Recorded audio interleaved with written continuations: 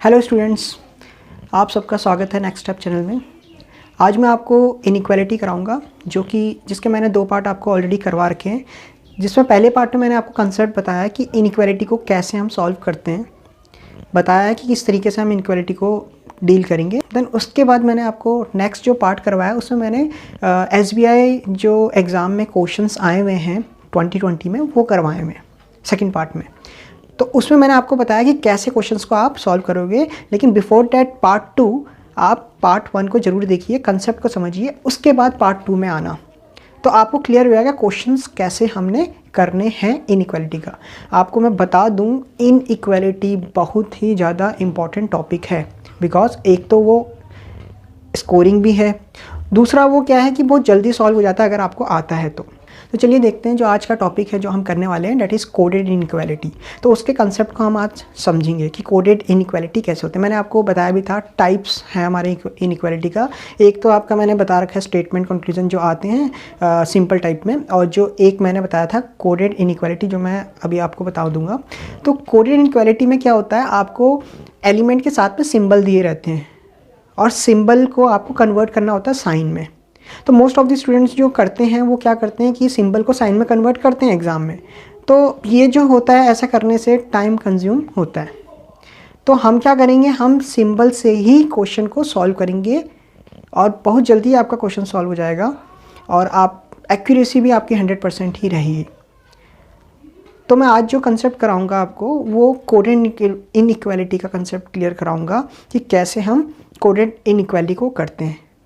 ठीक है, जो कोडेड इनइक्वालिटी होता है उसमें आपको सिंबल प्रोवाइड किए रहते हैं, ठीक है, और हम सिंबल को हम जो साइन में हम कैसे करेंगे कन्वर्ट वो आपको वहाँ पे इंफॉर्मेशन दी रहती है। ऐसा दिया रहता है कि परसेंटेज का मतलब क्या है कि A जो है वो greater than equal to B है। एंड का मतलब क्या है, A जो है वो lesser than equal to B है। तो चलिए देखो हम क्या करते हैं, पहले तो हम इसको सीखते हैं कि हम कैसे बनाएंगे। हम एक बॉक्स बना देंगे, ठीक है। यहाँ पे हम साइन को मेंशन करेंगे जो कि उसमें साइन होते हैं। आपको मैंने पहले बताया होगा साइन कौन कौन से होते हैं हमारे पास, ठीक है। ग्रेटर देन होता है, ग्रेटर देन इक्वल टू होता है, ठीक है।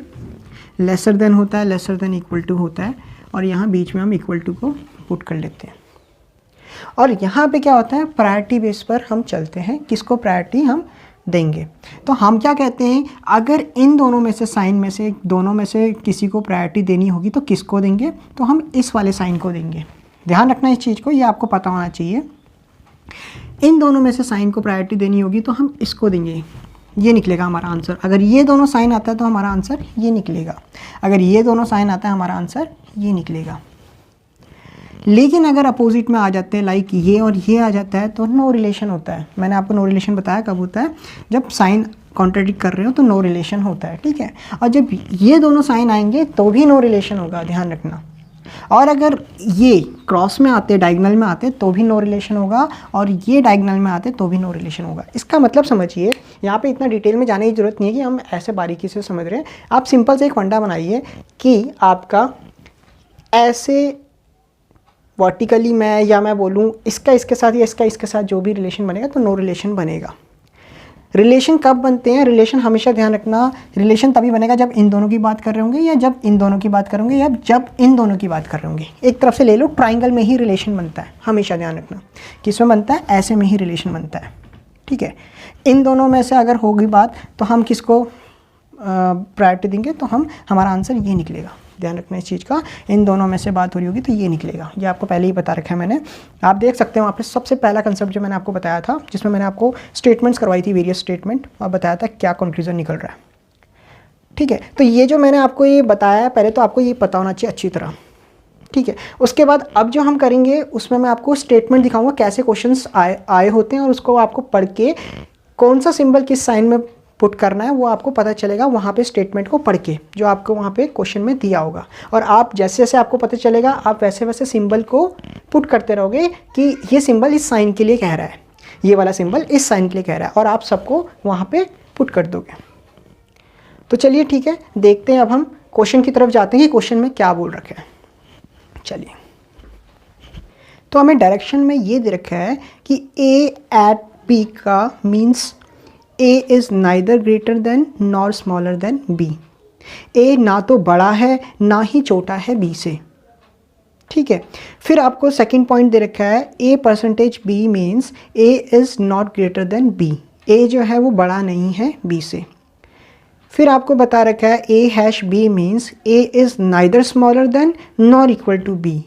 ए ना तो छोटा है और ना ही बराबर है बी के।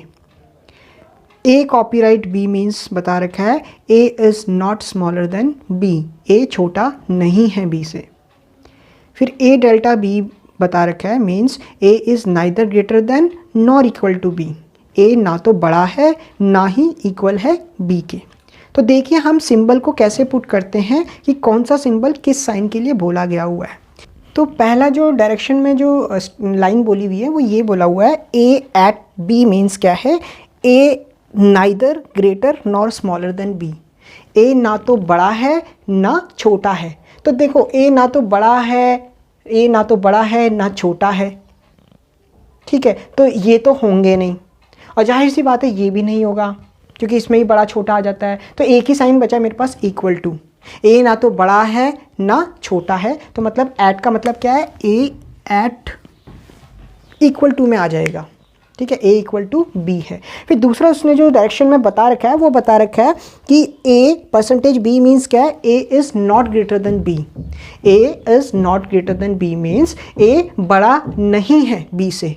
अगर ए बड़ा नहीं है तो ए क्या होगा, देखो उसने सिर्फ बड़े की बात की है, ए बड़ा नहीं है। आपके पास मेन तीन साइन ही होते हैं, हमारे पास मेन तीन साइन कौन कौन से होते हैं आपको पता है, ग्रेटर देन, स्मॉलर देन और इक्वल टू। अगर वो बोलता है कि ए बड़ा नहीं है, अगर ए बड़ा नहीं है तो क्या दो साइन बचे, एक ये वाला साइन बचा और एक ये वाला साइन बचा। तो मतलब ये दोनों मिलकर साइन क्या बनाते हैं, वो साइन ये बनाते हैं। तो मतलब इसने क्या बोला है, इसने बोला था कि ए परसेंटेज बी का मतलब क्या है, A is not greater than B. A is not greater than B मतलब ए ये होगा और ये दोनों होगा। तो मतलब मैं परसेंटेज का मतलब क्या मानूंगा, ये मानूंगा, ठीक है। सेकंड जो उसने लाइन बोली, थर्ड जो लाइन उसने बोली है वो ये बोली है A hash B means A is neither smaller than nor equal to B. A is neither smaller than ये रहा, नॉर इक्वल टू बी। तो ये दोनों साइन तो है नहीं, तो हैश का मतलब क्या हुआ, हैश का मतलब ये वाला साइन हुआ, A is greater than B. तो मतलब हैश का मतलब मेरा यहाँ पे हैश आ जाएगा। फिर नेक्स्ट उसने जो लाइन बोली हुई है उसका मतलब बोला है A copy means A is not smaller than B. A छोटा नहीं है बी से। अगर ए छोटा नहीं है, ये वाला साइन, अगर ए छोटा नहीं है बी से तो क्या बचेंगे दो साइन, वो ये और ये बचेंगे और ये दोनों साइन मिलकर कौन सा साइन है, ये वाला साइन है। इसका मतलब क्या है आपका कॉपीराइट का मतलब आपका क्या है, ये मतलब है, ठीक है। देन आपका लास्ट सिंबल बचा हुआ है और लास्ट सिंबल उसने बोला हुआ है डेल्टा। तो यहाँ पे हम बोल देंगे कि डेल्टा मतलब क्या है, वो ये है। तो आपका जो साइन का मतलब जो उसने बोल दिया है और आपको यही रिमेनिंग था, आपने डायरेक्टली पुट कर दिया। तो इसमें कोई कन्फ्यूज़न नहीं होना चाहिए, जो बचा हुआ है वो एक ही आपका साइन बचा, आप वो सिंबल को वहाँ पुट कर लीजिए। तो मेन चीज़ क्या है, ये आपको पढ़कर आना चाहिए कि हमने कैसे किस साइन को कौन सा सिंबल देना है, ठीक है। Is that clear. अब आगे चलते हैं हम, अब इस बेस पर हम क्वेश्चंस को सॉल्व करेंगे, कोडेड वाले जो इनइक्वालिटीज़ आती हैं। तो देखते हैं क्वेश्चन, पहला क्वेश्चन देखते हैं कि कैसे हम सॉल्व करते हैं। देखिए फर्स्ट क्वेश्चन क्या दे रखा है, स्टेटमेंट में दे रखा है J hash K comma J at P comma P dollar R. Conclusion आपको दे रखा है, first conclusion J hash R, second conclusion दे रखा है आर डेल्टा जे। तो देखिए इस क्वेश्चन को कैसे हम करते हैं। तो सबसे पहले तो आप क्वेश्चन में क्या देखोगे, स्टेटमेंट में, कि यहाँ पे कॉमा लगा हुआ है, ठीक है, कॉमा लगा हुआ है और सेम जो एलिमेंट है, जो के जो एलिमेंट है वही के एलिमेंट यहाँ पे भी आया हुआ है। लाइक जो पी एलिमेंट है वही पी एलिमेंट यहाँ पे भी आया है। तो आपको कुछ घबराने की ज़रूरत नहीं है, कुछ इसमें चेंज करने की ज़रूरत नहीं है, इसको एज इट इज़ ही रहने दीजिए जो लिखा हुआ है। आप स्क्रीन में देखकर ही निकालोगे इसको, अगर दूसरा भी आता है तब भी आप कर सकते हो, स्क्रीन में ही कर सकते हो आराम से। तो यहाँ पे मैं क्या बता रहा हूँ आपको, आप इसको ऐसे ही देखोगे सिंपल तरीके से, आपको कुछ चेंज करने की ज़रूरत नहीं है क्योंकि सारे एक ही कंटिन्यू फॉर्म में आ रहा है, कंटिन्यू फॉर्मेशन है। तो यहाँ पे हम क्या होता है, यहाँ पे उसने कंक्लूजन में आए और कंक्लूजन में हमने देखा जे हैश आर दे रखा है। अब जब हम कंक्लूजन में आए जे हैश आर दे रखा है तो हम एक और चीज़ देखेंगे, नोट करेंगे एक और चीज़ कि ये लाइन ऐसे ही रीड हो रही है जे यहाँ है, आर यहाँ है, इट मीन्स हाँ ये लाइन स्ट्रेट ही रीड हो रही है। अगर सपोज ऐसा होता आर और जे होता या पी और जे होता, इट मीन्स ये लाइन जो है वो इस तरफ जा रही है, मतलब हमारे इस तरफ ना जाते हुए अपोजिट जा रही, इधर जा रही है, हम इसको अपोजिट मान लेते हैं कि इधर आ रही है, हमारी तरफ आ रही है, उसको अपोजिट मान लेंगे, ठीक है। तो जब भी अपोजिट आती है तो आपको पता है लास्ट में आपको चेंज करना होता है साइन को, आपका जो साइन आ रहा है उसके अपोजिट वाला साइन होता है। और ध्यान रखना अपोजिट साइन का मतलब क्या होता है। अगर मैं कभी बोलूँ इसका अपोजिट साइन क्या है, इसका अपोजिट साइन क्या है, इसका अपोजिट साइन ये है, ठीक है। अगर मैं बोलूँ इसका अपोजिट साइन क्या है, तो इसका अपोजिट साइन क्या है, ये है। तो जब भी आपको कोई एलिमेंट्स को चेंज करना होता है, इधर से उधर उसकी पोजीशन को चेंज करना होता है, तो आप उसके साइन को अपोजिट वाला साइन मान लेते हो। आ रहा यही साइन हो रहा होता है लेकिन हम अपोजिट वाला साइन मानते हैं। तो आपको कभी भी स्क्रीन में ही आप आंसर निकालो, कभी भी आपको नोट डाउन करने की जरूरत नहीं होगी पेन और पेपर लेकर, ठीक है। तो यहाँ पे मैं आपको क्या बता रहा हूँ, ये तब होता है जब हम अपोजिट में चल रहे होते हैं, ठीक है। और एक और बार होता है ये तब जब मैंने बोला ये सेम एलिमेंट नहीं आया है, ये वाला एलिमेंट का नाम इधर आ गया है, तो हम इसको इसके साथ कैसे जोड़ेंगे, तो हमें फिर वही चीज़ करनी है जो मैं अभी आपको बता रहा हूँ कि अपोजिट साइन को लेना है। इसका अगर डॉलर है, जैसे डेल्टा है, तो डेल्टा का अपोजिट क्या हो गया, हैश हो गया, तो ये वाला साइन ले लेंगे उसके बदले, जब एलिमेंट की पोजीशन हमको इसके साथ कंटिन्यू फॉर्मेशन में लानी है। तो एक तो तब इसका अपोजिट साइन लेते हैं, दूसरा कब लेते हैं, जब मैंने बोला कि अपोजिट डायरेक्शन में हम पढ़ रहे हैं, रीड कर रहे हैं। तो ये आपको क्लियर होना चाहिए, ठीक है। तो अभी चलते हैं यहाँ पे पहले कंक्लूजन के साथ में। इसने बोला जे हैश आर, अच्छा ये जो आपको मैं एक और चीज़ बताऊंगा आपको मैं, ये जब क्वेश्चन में आएगा तो मैं आपको और अच्छी तरह क्लियरली बता दूंगा। अभी तो मैंने आपको ऐसे ही बताया ओरली में, तब मैं करके दिखाऊंगा आपको कैसे किया हमने। तो देखो यहाँ पे आप पहले कंक्लूजन में आ जाते हैं, जे हैश आर। तो जे हैश आर मतलब जे और आर ये स्ट्रेट में हम चल रहे हैं, बिल्कुल सही डायरेक्शन में चल रहे हैं, तो हमें कुछ चेंज करने की जरूरत नहीं है। हम सीधा बोलेंगे, पहले इन दोनों को देख लेते हैं, हैश और एट। हैश और एट में क्या प्रायोरिटी आपको पता है, हैश और एट में हम किसको प्रायोरिटी देंगे, हैश को प्रायोरिटी देंगे। मतलब हमारा इन दोनों से क्या निकल कर आया, हैश निकल कर आया। हमारा इन दोनों से कौन सा साइन निकल कर आया, हैश साइन निकल कर आया, ठीक है। इन दोनों का जो आंसर निकला हैश साइन निकला है। अब मैं क्या बोलूँगा, अब मैं बोलूँगा हैश और डेल्टा। तो हैश और डेल्टा में क्या प्रायोरिटी होगा, आपको पता है अपोजिट साइन है, कॉन्ट्राडिक्ट कर रहे हैं, नो रिलेशन, कोई आंसर नहीं निकलेगा आपका नो रिलेशन निकल रहा है। इट मीन्स यहाँ पे ये दोनों क्या हो गया, नो रिलेशन बना रहे हैं। जब नो रिलेशन बना रहे हैं मतलब इसका आंसर, ये कंक्लूजन आपका क्या हो गया, ये रॉन्ग हो गया, ये फॉलो नहीं कर रहा है, ठीक है। अब आते हैं हम दूसरे वाले कंक्लूजन में। तो यहाँ पे हम देखते हैं आर और जे। अब आर और जे को जब हमने रीड किया तो आर और जे रीड कैसे हो रहा है, आर और जे, इट मीन्स ये अपोजिट डायरेक्शन में रीड हो रहा है। तो अपोजिट डायरेक्शन में रीड हो रहा है, तो इसको भी देख लेते हैं हम कैसे करेंगे। हम देखो डेल्टा और एट, डेल्टा और एट आपको पता चल गया, डेल्टा और एट अपोजिट है, कॉन्ट्राडिक्ट कर रहे हैं, पहले ही पता चल गया कि गलत हो रहे हैं। तो जैसे ही आपको पहले ही पता चल गया गलत हो रहे हैं, तो आप इसको क्या बोलोगे, ये आपका क्या है, रॉन्ग है। ये आपका क्या कंक्लूजन हो गया, ये आपका कंक्लूजन जो हो गया रॉन्ग हो गया। तो आपके जो ऑप्शन में वैसी ऑप्शन प्रोवाइड होगा, पहला ऑप्शन आपका जैसा होगा only first conclusion first follow, second option होगा ओनली कंक्लूजन सेकंड फॉलो, ठीक है। थर्ड ऑप्शन होगा आइदर कंक्लूजन फर्स्ट और सेकंड फॉलो, फोर्थ होगा neither conclusion first nor second follow, और फिफ्थ कंक्लूजन होगा both conclusion first and second follow. तो आपका आंसर निकल गया होगा, ये आया आपका neither first conclusion first nor second follow. अब एक चीज़ ध्यान देने की बात यहाँ पे ये है कि यहाँ पे नाम जो है वो सेम है, जे और आर, जे और आर। तो ये जो कंसेप्ट मैं आपको बताना चाहता हूँ यहाँ पे, कभी भी अगर मैं आपको बोल दूँ कि जैसे आर और जे में आपको रिलेशन नहीं पता है कि आर की हाइट बड़ी है या जे की हाइट बड़ी है, आपको नहीं पता है, तो आप क्या निकाल सकते हो उससे, क्या आप उसका मतलब निकाल सकते हो। आर बड़ा भी हो सकता है, आर छोटा भी हो सकता है, आर बराबर भी हो सकता है। तो ये तीनों चीज़ निकल जाती है यहाँ पे जब नो रिलेशन बनता है। तो नो रिलेशन में भी आइदर का क्या है, कंसेप्ट है कि आइदर भी हो सकता है। इसमें आंसर ये भी हो सकता है कि आइदर फर्स्ट कंक्लूजन और सेकंड कंक्लूजन। और उसको देखने के लिए कि ऐसा है या नहीं है, तो थोड़ा सा हम इसको चेक कर लेंगे, ठीक है। और चेक मैं आपको बताता हूँ क्या है। चेक की कंडीशन पहले मैं आपको बता देता हूँ आइदर कब होता है। देखो नो रिलेशन में कब हमारा आइदर की कंडीशन बनती है, जब मैं ये बोलूँ आपका ऐसा बन जाए कि यहाँ पे आपने बोल दिया कि एक तो आपका ये आ गया और एक आपका क्या आ गया, एक आपका ऐसा आ गया साइन।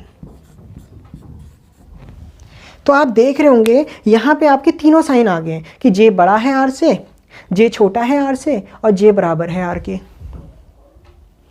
ठीक है, जब ये आपका आ गया है, या चाहे आपका यहाँ पे भी इक्वल आ जाए, कुछ भी हो जाए आपका, ऐसा हो जाए, तो यहाँ पे ये चीज़ क्या बता रहा है, यहाँ पे आपको एक चीज़ बता रहा है कि यहाँ पे नो रिलेशन है, तो ये भी हो सकता है, बिल्कुल फर्स्ट भी हो सकता है आपका और सेकंड भी हो सकता है आपका। ठीक है, आपका फर्स्ट भी फॉलो कर सकता है, आइदर फर्स्ट और सेकंड फॉलो, लेकिन ये साइन आने चाहिए तब जाके आपका आइदर बनेगा। तो हम इसको चेक कर लेते हैं। अब डायरेक्टली हम क्या करेंगे, अगर कभी ऐसी कंडीशन आती है, हमने यहाँ तक फाइंड कर लिया है, हम सीधा अब सिंबल का साइन पुट कर देंगे। तो सिंबल हैश का मतलब क्या आपको पता है, हैश का मतलब ये है, आइदर जे बड़ा हो गया। ठीक है, और हमने डेल्टा का साइन देखा, डेल्टा का साइन का मतलब क्या है, ये है डेल्टा का साइन। तो आपको पता है सिंगल साइन आ रहे हैं, इक्वल टू तो आया ही नहीं, तो नो रिलेशन में आइदर का केस ये नहीं बन सकता है। तो हमारा आंसर क्या निकलेगा, neither conclusion first follow nor second follow. तो ये हमारा आंसर निकलेगा। तो इज दैट क्लियर? चलो ठीक है, नेक्स्ट क्वेश्चन की तरफ चलते हैं।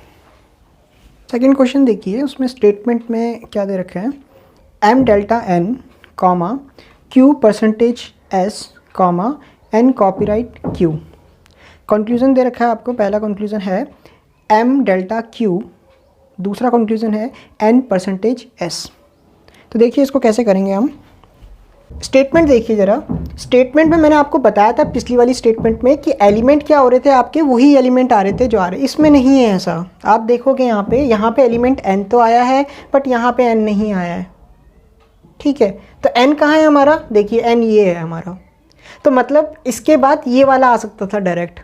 ठीक है, और फिर n के बाद q आया और q के बाद ये हम मतलब इसको हम सीधा सेंटर में ला सकते थे और ये पूरी स्टेटमेंट सही हो जाती।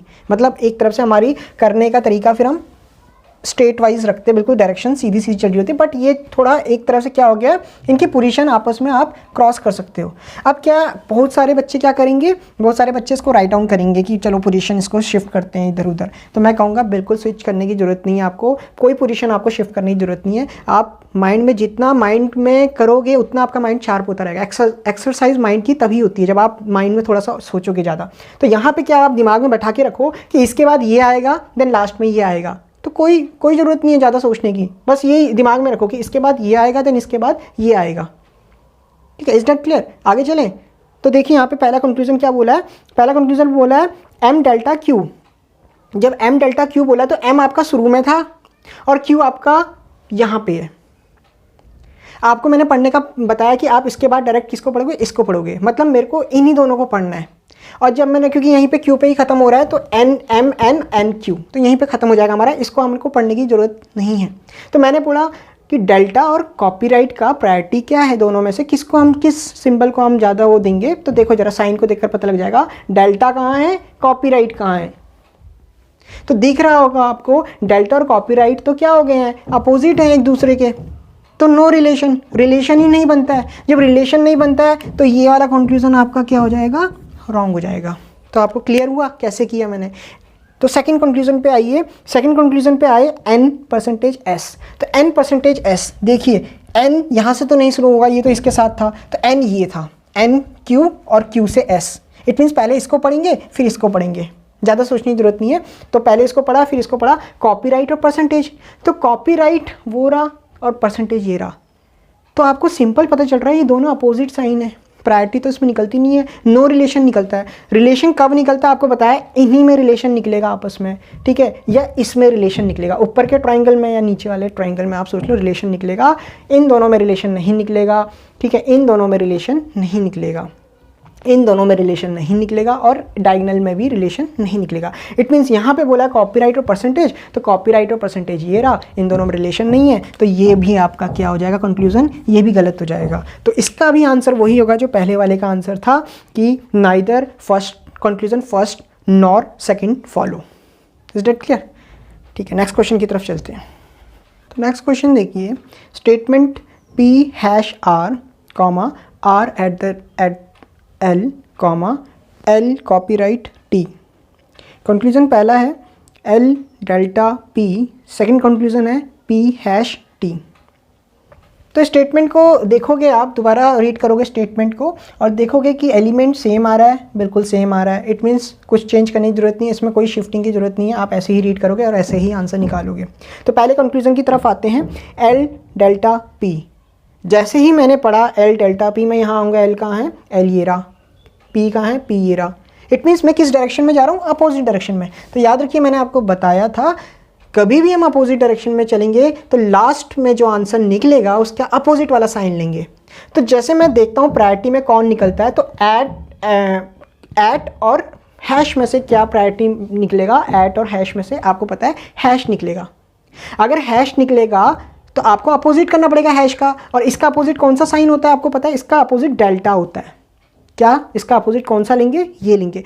क्यों हमने अपोजिट लिया मैं आपको बार बता रहा हूँ, कभी भी हम अपोजिट डायरेक्शन में चलेंगे तो हमें लास्ट में साइन चेंज करना पड़ेगा। तो इसका अपोजिट क्या है, डेल्टा है।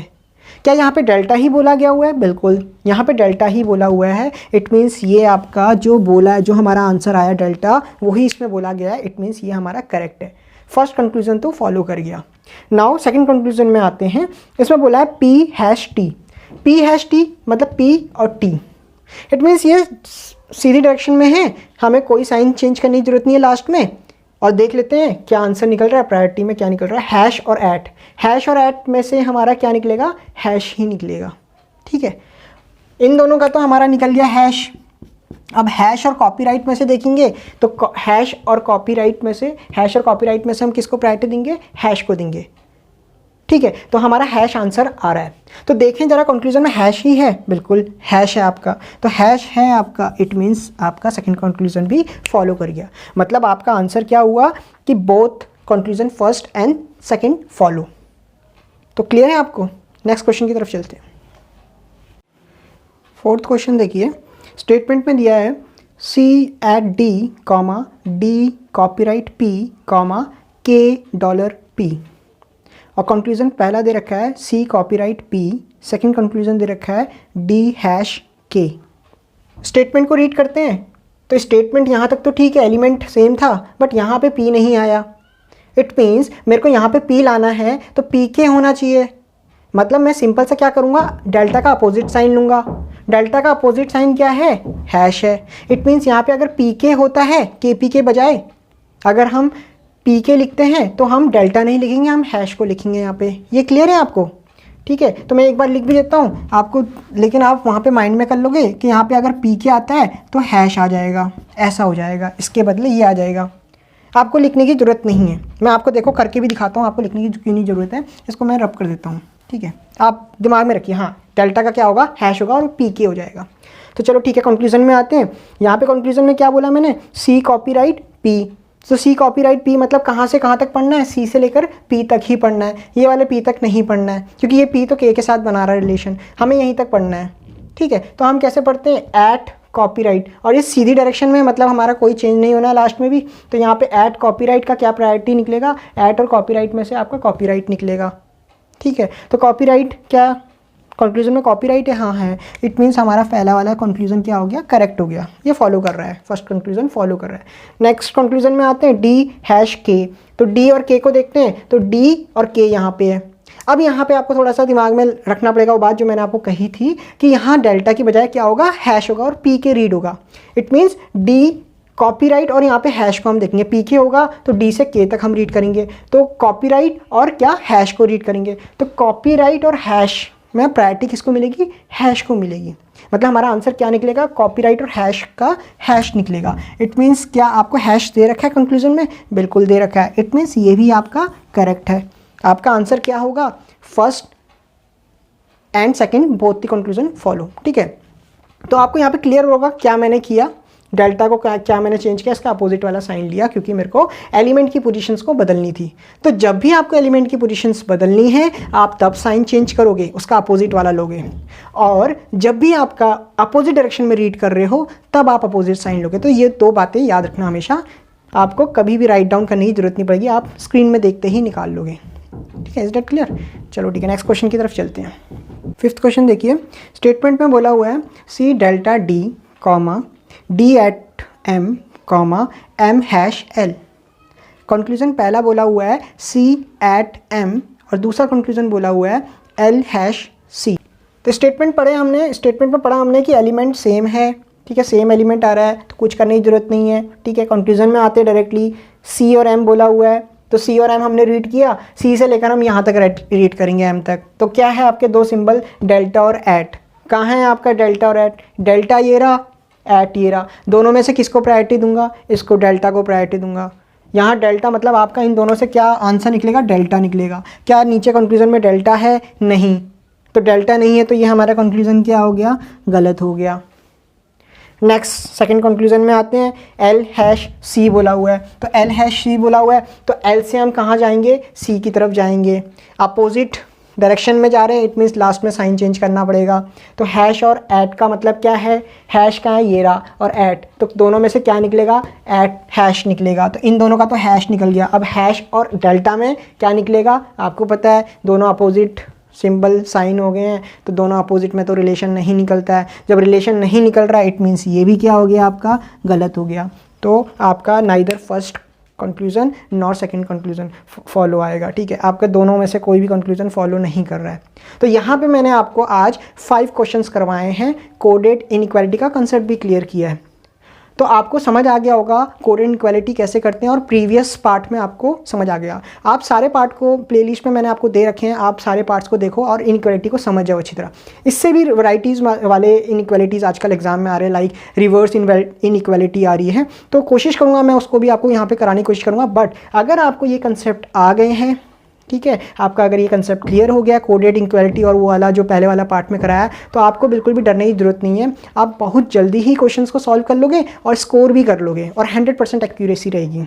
और आपको पता ही है कभी कभी 5 क्वेश्चन भी आते हैं, पहले 5 क्वेश्चन तो पक्का ही आते थे, आजकल कभी कभी 3 आ रहे, कभी 2 आ रहे हैं। बट मोस्ट इंपॉर्टेंट टॉपिक है ये, ठीक है, आपका ये बहुत इंपॉर्टेंट टॉपिक है इनइक्वालिटी, ठीक है। और बहुत अलग से मैंने आराम से आपको सिंगल स्टेटमेंट करके समझाया, क्वेश्चंस भी करवा दिए हैं। और ये सारे जो क्वेश्चन है मेमोरी बेस्ड है, SBI PO में आ रखे हैं या RBI में आ रखे थे, ठीक है। तो मतलब मैं आपको बता रहा हूँ ये RBI के भी ज़्यादा टफ नहीं होते क्वेश्चन, बट वहाँ पे स्पीड बहुत ज़्यादा चाहिए होती है।